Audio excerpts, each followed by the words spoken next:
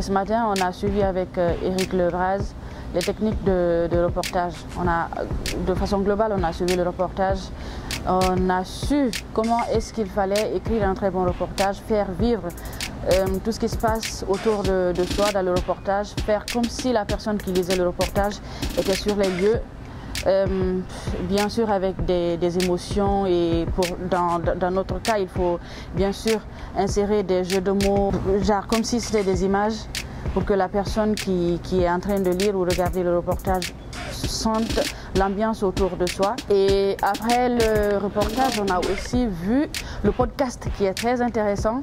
Personnellement, nous, on ne l'a jamais fait, les podcasts. On n'a pas encore de son sur le site et ça nous a été très utile. D'ailleurs, on a expérimenté la chose et ça marche très bien. On va essayer de le faire presque, je dirais, tous les jours. Chaque reportage ou un reportage par jour, il faudrait qu'il y ait un texte parce que c'est bien de lire, mais c'est aussi bien de mettre le son de la personne interviewée dans le reportage. On est en train d'apprendre aussi une autre chose qui est très très intéressante.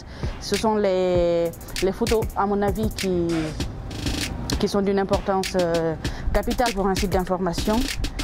Parce que c'est bien beau de faire un très bon texte, mais si la photo qui est là, la qualité elle est piètre, c'est difficile d'accrocher le lecteur. On va essayer de faire de très belles photos et même si forcément sur le terrain elles ne sont pas belles, on va essayer de les retravailler, de faire en sorte que le public pour lequel nous travaillons puisse les apprécier, même si c'est pas tout le temps dire qu'elles sont belles, mais au moins que les gens se disent qu'on a fait de façon professionnelle.